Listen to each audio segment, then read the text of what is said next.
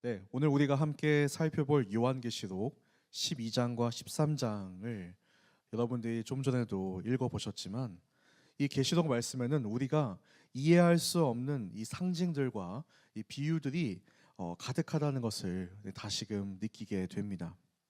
그러나 이렇게 요한계시록이 유독 어렵게 느껴지는 이유는 그만큼 우리가 성경을 잘 모르기 때문인 것이죠.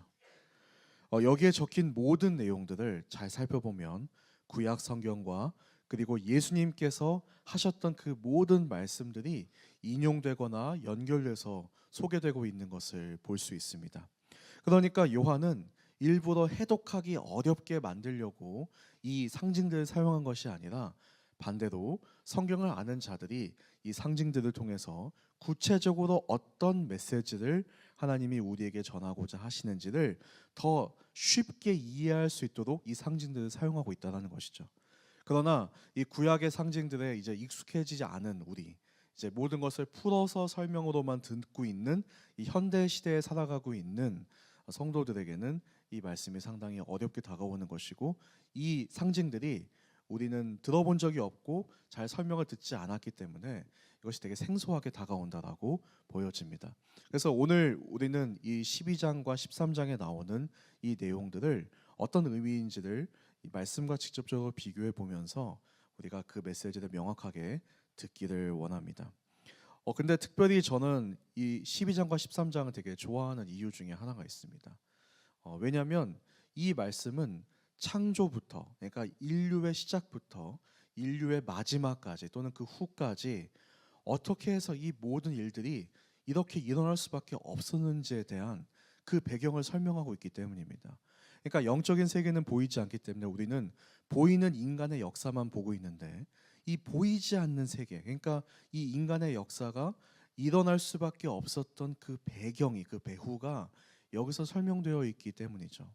그래서 이것을 우리가 제대로만 이해할 수 있다면, 이 말씀이 보여주고자 하는 메시지를 우리가 깨달을 수만 있다면, 갑자기 우리에게는 이때까지 보지 못했던 이 세상의 전체적인 흐름, 인류의 역사의 어떠한 이해, 그리고 앞으로 어떻게 나갈 것인지에 대한 예측이 가능해지는 그런 놀라운 길이 열린다고 저는 생각이 됩니다.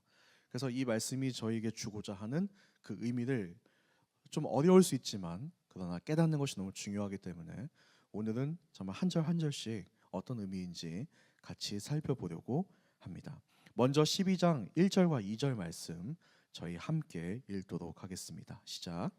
하늘에 큰 표징이 나타났습니다. 한 여자가 태양을 입고 있고 두 발 아래에는 달이 있고 머리에는 12별의 면류관을 쓰고 있었습니다. 여자가 아이를 임신하고 해산할 때가 돼 진통과 괴로움으로 울부짖었습니다.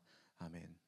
네, 여자가 등장하는데 태양, 달, 그리고 12개의 별이 등장합니다. 이것은 무엇일까요? 이것은 창세기 그 37장에서 요셉이 본 꿈과 동일하죠. 요셉은 자신의 꿈에서 태양과 달과 그 자신을 제외한 11개 별을 보았습니다. 태양은 아버지인 야곱을 상징하고, 달은 어머니, 그리고 11개는 자신들의 형제를 상징하죠. 근데 야곱의 또 다른 이름이 무엇이죠? 이스라엘입니다. 그러니까 이것은 이스라엘을 상징하는 것입니다. 그래서 이 말씀을 통해서 이 여자는 이스라엘, 또 더 나아가서 믿음으로 아브라함의 자손들이 된, 아브라함의 후손이 된 교회, 우리를 상징하고 있다, 이렇게 볼 수 있습니다. 그런데 먼저 우리는 여기서 이스라엘로만 해석을 하면서 시작을 해야 이 말씀이 이해되기 때문에 우선 이스라엘을 상징하고 있다, 이렇게 볼 수 있습니다. 자, 그런데 이 이스라엘이, 이 여인이 해산의 고통을 겪고 있다라고 해요. 뭔가 아이가 여기서 나올 것인데, 이 여자에게 아이가 태어날 것인데 극심한 고통 속에서 울부짖고 있다고 하는데, 이것은 이사야서와 미가서를 살펴보면 이 해산의 고통은 메시아의 오심이라고 분명하게 이야기하고 있습니다. 그래서 이 고통이 무엇일까? 그리고 또 이것이 왜 있는 것일까? 이 고통이라는 것 자체가 우리의 인류의 역사에서는 어떤 의미였을까? 이것을 보려면 저희가 3절과 4절도 또 함께 읽어보도록 하겠습니다. 읽겠습니다. 시작. 그때 또 다른 표징이 하늘에 나타났습니다. 7머리와 10뿔을 가진 큰 붉은 용이 나타났는데 그 머리에는 7면류관을 쓰고 있었습니다. 용은 꼬리로 하늘에서 별들의 3분의 1을 끌어다가 땅으로 내던졌습니다. 용은 막 해산하려고 하는 여자 앞에 섰는데 이것은 그녀가 아이를 낳을 때 삼키기 위한 것이었습니다. 자, 7머리와 10뿔은 가진 큰 붉은 용이 나타납니다. 자, 처음에는 이제 교회인 여자가 나타나고 이스라엘 여자, 그 다음에 이젠 용이 나타나는데 이 용은 다니엘서 7장과 그리고 또 오늘 본문에도 9절에 보면 사단이라는 것을 알 수 있어요. 그러니까 사탄을 상징하고 있다 이렇게 보여집니다. 근데 그 7머리가 있는 것, 10개의 뿔이 있는 것, 이것들은 다 그의 힘을 나타내는 것이죠. 능력과 그리고 또 강력한 어떠한 그 가지고 있는 권세 이런 것들을 보여주고 있는 것입니다. 근데 그 사탄은 붉은색을 띠고 있어요. 피의 굶주린 모습을 띠고 있고 분노의 모습을 띠고 있고 되게 험악한 모습으로 나타나 있는 것을 볼 수 있습니다. 근데 그 용이 꼬리로 별의 3분의 1을 떨어뜨렸다고 하는데 이 말씀은 다니엘서 8장이랑 또 예수님께서 하신 말씀과도 연결이 됩니다. 무엇이냐면 하늘의 별들은 천사들을 상징하기도 합니다. 근데 3분의 1이 땅으로 떨어졌다는 것은 이 붉은 용과 함께 배반한 천사들이 사탄으로서 함께 내려왔다, 땅으로 내려왔다는 것을 볼 수 있는 것이죠. 그러니까 사탄의 무리들이 있다, 혼자가 아니라 그 뒤에 따라오는 천사들이 있다라는 것을 볼 수 있는 것입니다. 자, 그런데 이 용이 해산하려는 여자 앞에 서 있어요. 그리고 아이가 태어나자마자 삼키려고 그 앞에 서 있었다라고 말씀은 하고 있습니다. 이것이 사실은 이스라엘 전체의 역사인 것이죠. 그래서 우리가 먼저 창세기 3장 15절을 잠깐 본 후에 그 다음에 이것이 무슨 의미인지 좀 더 깊이 보도록 하겠습니다. 창세기 3장 15절 말씀 함께 읽도록 하겠습니다. 시작.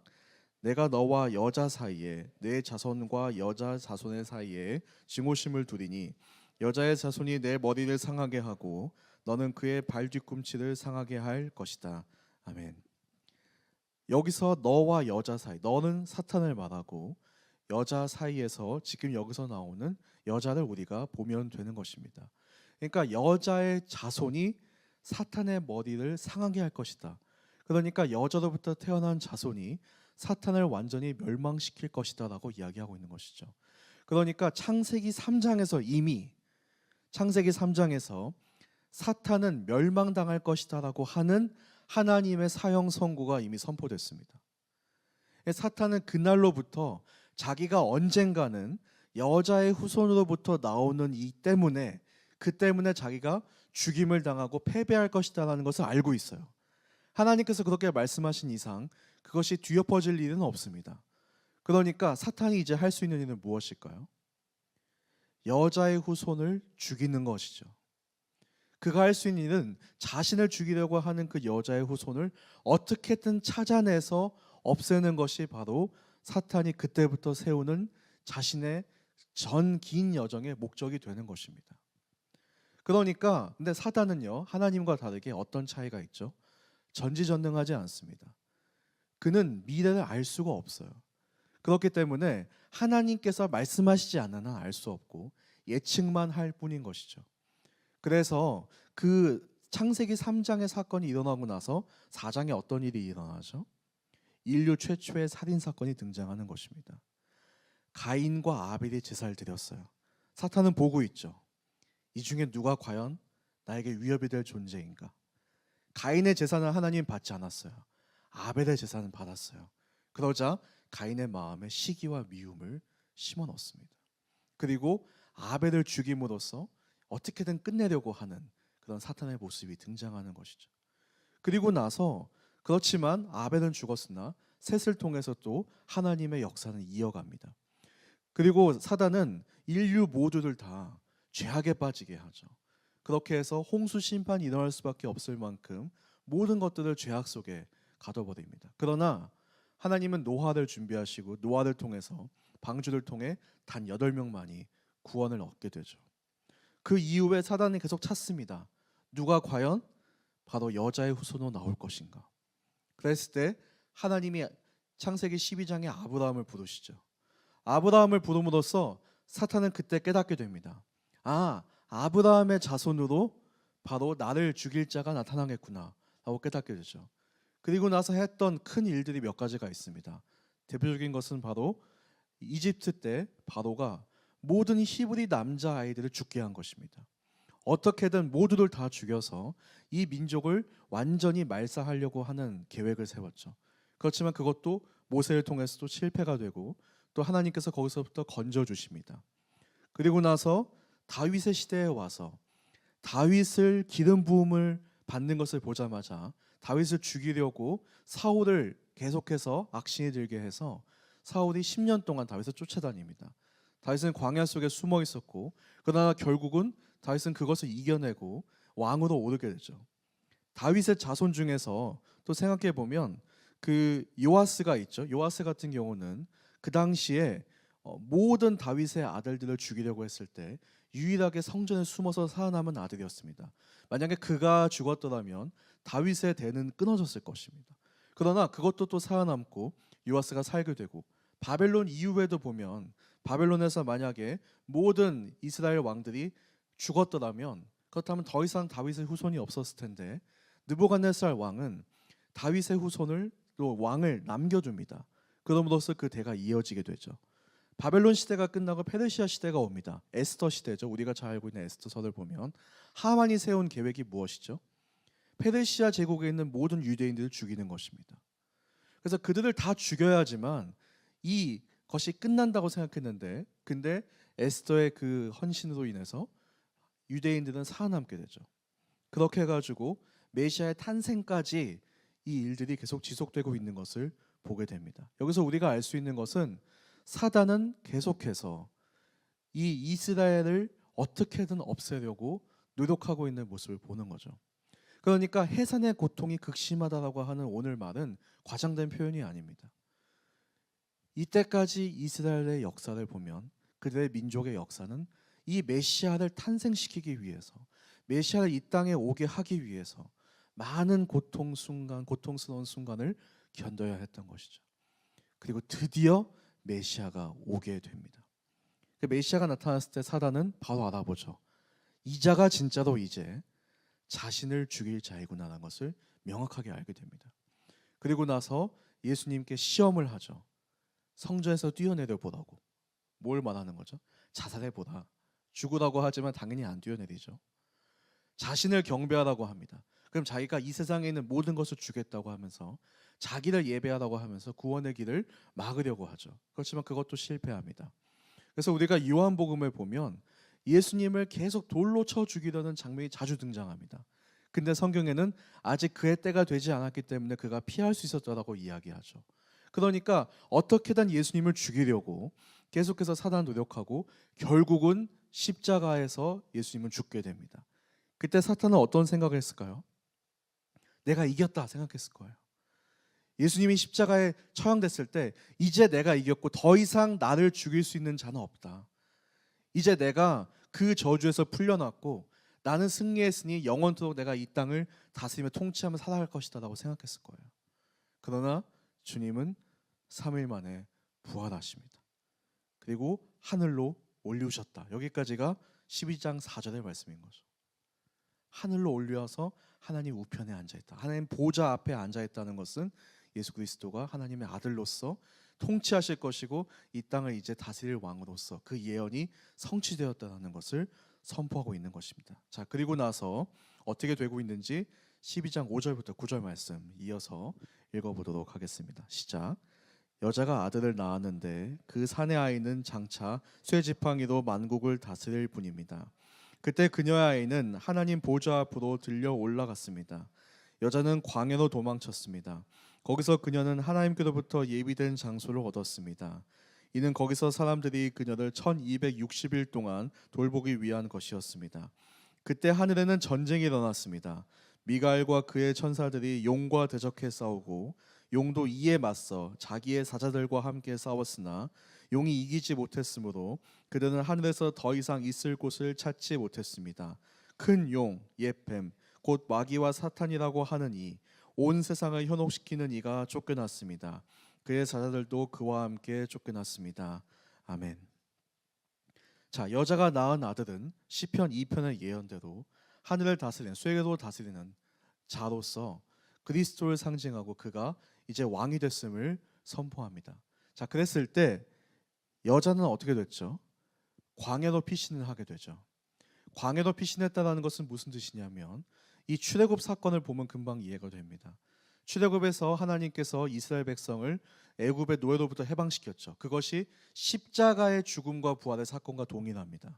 자, 그런데 이들이 해방되고 나서 하나님의 약속된 땅에 가기 전까지 어디 있었죠? 광야에 있었죠. 그러니까 광야로 피신했다는 것은 바로 하나님의 영원한 약속이 된 영원한 나라가 임하기 전까지의 상태다, 이렇게 보는 것이 정확한 표현일 것입니다.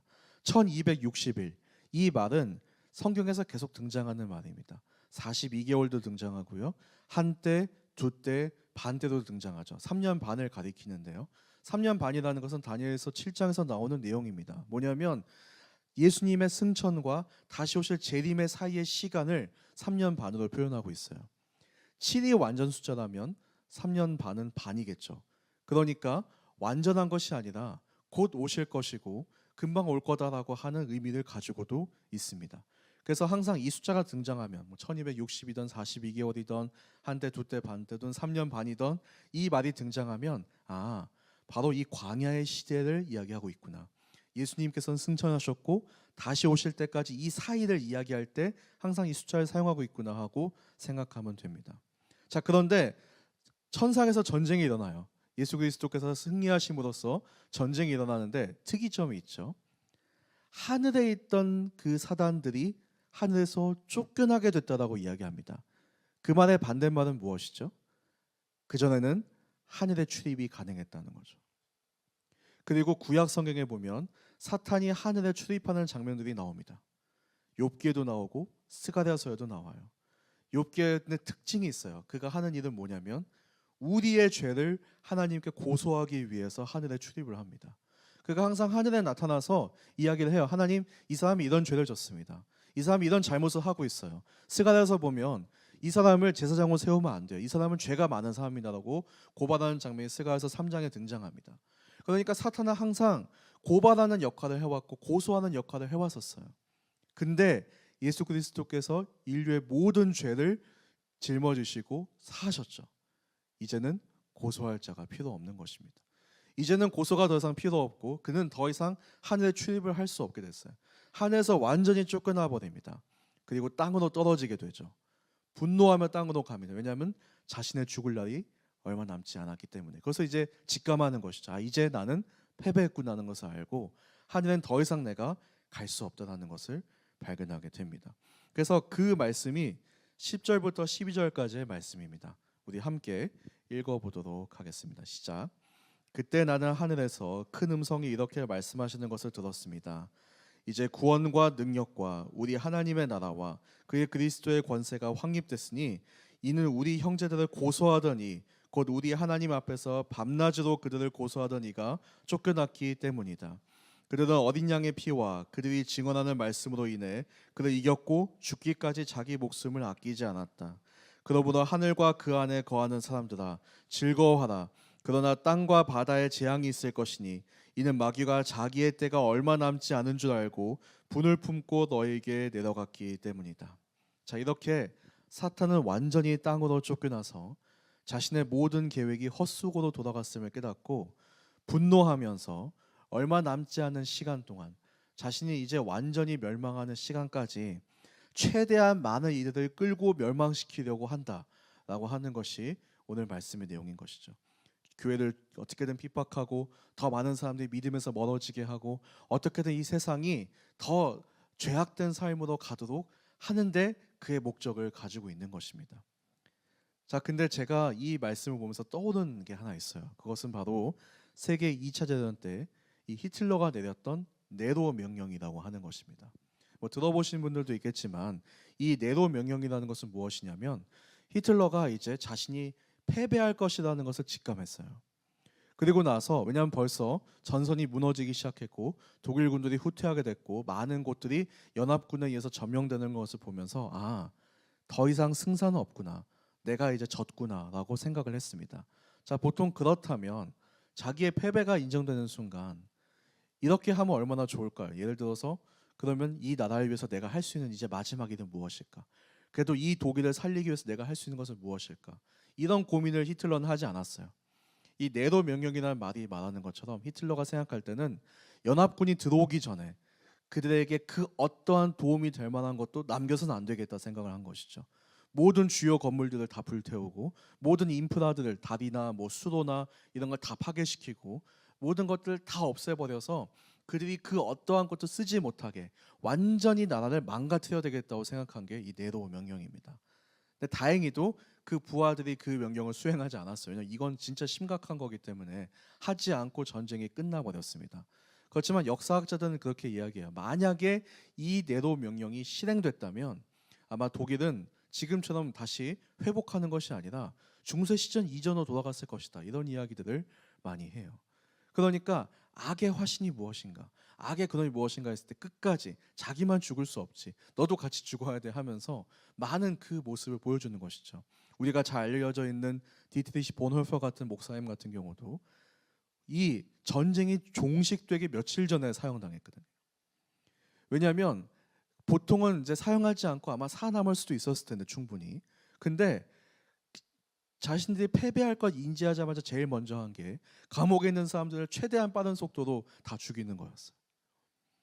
그러니까 이걸 통해서 우리가 오늘 말씀이 보여주고자 하는, 그러니까 결국 사단의 악으로 인해서 그들이 악한 행동을 하는 것을 것이기 때문에 그 사단의 그 성격과 그 인성을 볼 수 있는 것이죠. 왜 졌는데 왜 계속 우리를 괴롭히지가 아니라 그게 그 악이 본성인 것입니다. 어떻게든 더 많은 사람들을 끌어당겨야 되겠다. 어떻게든 더 많은 사람들이 멸망하게 해야 되겠다. 그 마음을 가지고 그가 악을 품고 일하고 있는 것을 볼 수 있는 것이죠. 그리고 나서 그는 자신의 그 일을 이루기 위해서 좀 재밌는 행동을 하나 합니다. 하나님을 따라해 보는 거죠. 그도 하나님께서 하나님의 형상으로 사람을 지은 것처럼 그도 자신의 형상을 본따서 자신의 목적을 수행할 짐승을 세웁니다. 그것이 이제 13장의 이야기인 거예요. 12장이 이 사단의 시작과 이 전쟁의 모든 근원, 모든 이 컨플릭트라고 하죠. 이 관계의 시작과 어떻게 마무리했는지를 소개했다면 13장은 이제 그 후에, 그러니까 예수님께서 승천하고 나셔서 이제부터 사단은 어떤 전략을 가지고 이 남은 시기를 보내려고 하는가, 이것을 잘 보여주고 있다고 생각합니다. 자, 우리가 근데 그 전에 먼저 너무 이야기가 길어질 것 같아서 좀 줄이고 13장 1절부터 4절까지 말씀을 저희가 좀 넘어서 13장 1절 4절까지 말씀을 함께 보도록 하겠습니다. 함께 읽겠습니다. 시작. 그때 나는 바다에서 짐승이 올라오는 것을 보았습니다. 그 짐승은 10뿔과 7머리를 가졌는데 그의 10뿔에는 10면류관이 있고 그의 머리에는 하나님을 모독하는 이름이 있었습니다. 내가 본 짐승은 표범처럼 생겼고 그의 발은 곰의 발 같고 그의 입은 사자의 입 같았습니다. 용은 이 짐승에게 자기의 능력과 자기의 권자와 큰 권세를 주었습니다. 짐승의 머리들 가운데 하나가 치명상을 입어 죽게 된 것 같았습니다. 그러나 그 치명상이 치료되자 온 땅이 감탄하고 그 짐승을 따랐습니다. 용이 그 짐승에게 권세를 주자 사람들이 용에게 경배했습니다. 또 그들은 그 짐승을 경배하며 말했습니다. 누가 이 짐승과 같겠는가? 누가 그를 대적해 싸울 수 있겠는가? 자, 용이 만든 짐승이 있는데 그 모습을 보세요. 어디서 많이 본 모습이죠? 10뿔, 7머리. 용과 똑같이 생겼습니다. 용과 똑같이 생긴 짐승을 만들어서 그가 이 땅을 지배하고 통치하게 만드는 모습을 보죠. 그러니까 하나님이 하나님의 형상을 따라 우리를 만들었던 것처럼 용도 자신의 형상을 따라서 이 땅을 지배할 자들을 만듭니다. 자, 이것은 어떤 의미일까요? 진짜 7머리 달린 거 다니는 거 보신 적 있어요? 그런 의미가 아니죠. 이 말의 의미는 이 세상과 이 세상의 나라, 이 세상의 흐름, 사상은 계속해서 용을 닮아가고 있다는 것입니다. 붉은 용을 닮아갈 수밖에 없는 것이죠. 근데 이 닮아간다는 것의 구체적인 의미는 무엇일까요? 오늘 말씀에 나와 있는데 하나님을 모독하는 이름이 거기에 있었다고 써 있습니다.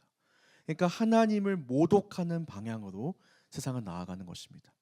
하나님 모독한다는 게 뭐죠? 가장 큰 대표적인 것은 무신론이겠죠. 신은 없다.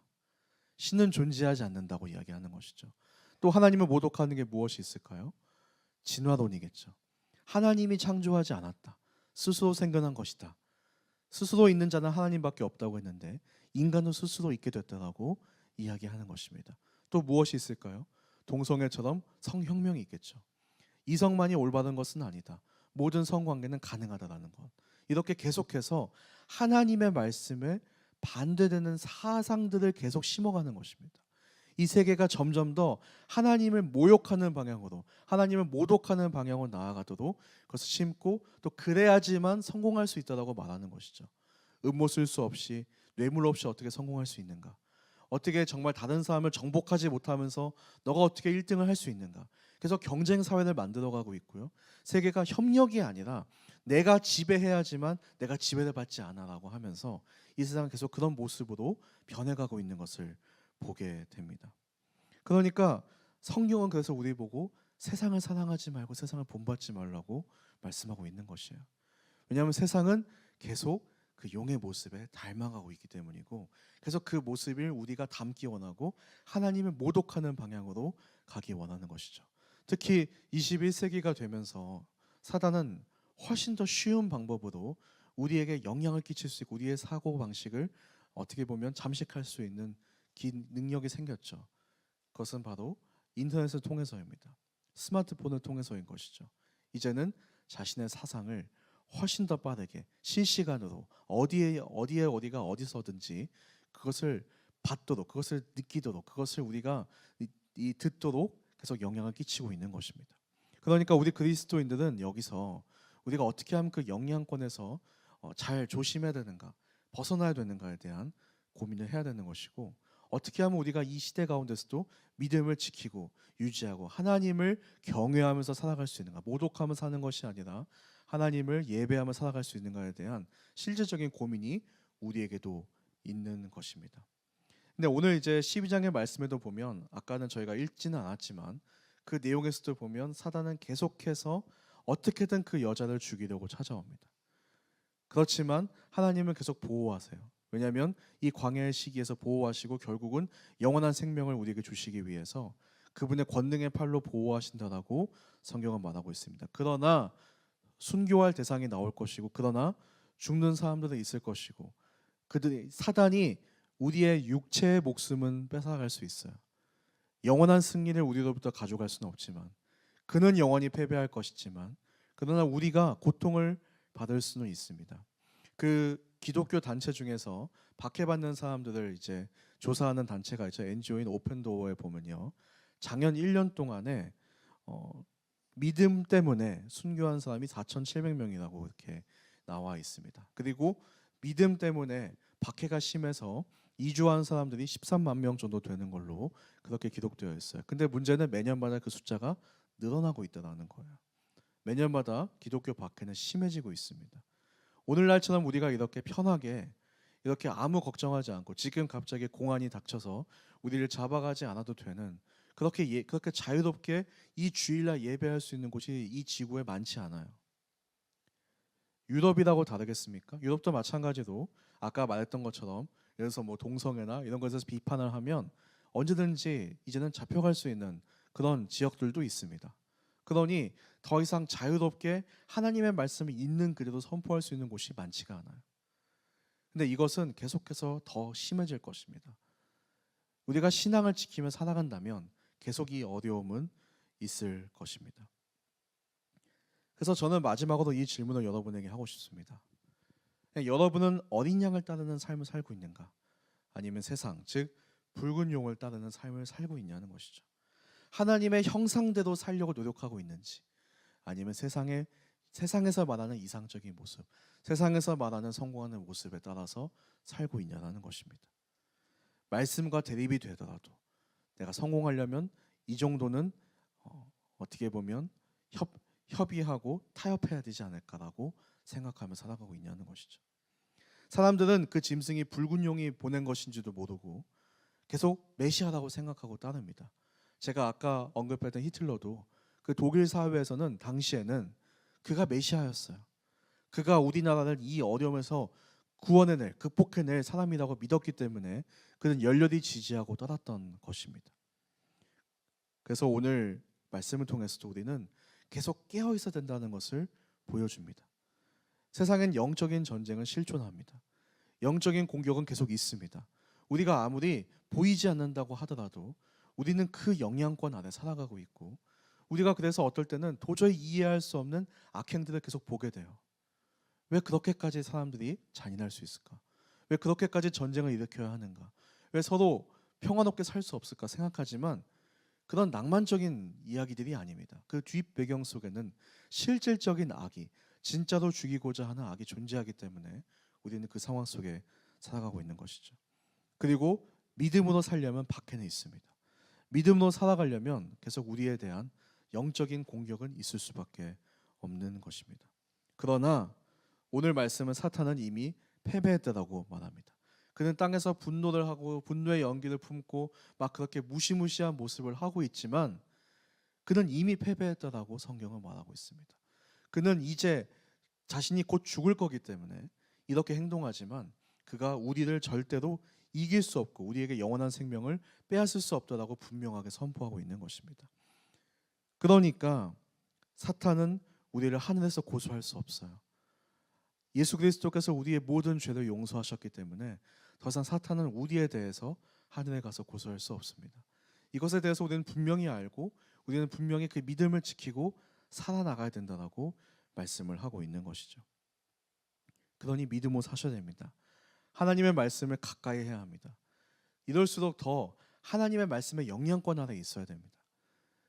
우리가 예배는 일주일에 한 번 드리면서 나머지 시간은 다 세상에 살고 있다고 생각해 보면 얼마나 하나님의 영향권 밖에 있는지를 우리가 보게 되죠. 그런데 그 세상이 중립적인 곳인가요? 그렇지 않습니다. 세상의 영향을 계속 우리에게 심어주는 곳이죠. 그렇기 때문에 말씀의 자리, 예배의 자리, 그리고 말씀을 들을 수 있는 자리를 계속 내가 찾아야 되는 것이, 그것이 진짜 전쟁인 것입니다. 그것이 진짜 싸움인 것이에요. 내가 어떻게든 세상의 이 거짓에 속지 않도록, 세상의 잘못된 것에 속지 않도록 계속해서 우리는 고군분투해야 하는 것입니다. 그래서 예배의 자리를 간절히 사모하고 매일 말씀 묵상하고 기도함으로써 생각이 항상 거룩해지도록, 세상의 속임수에 빠지지 않도록 기도하고 완전한 믿음의 승리를 이루는 우리 모두가 되기를 축복합니다.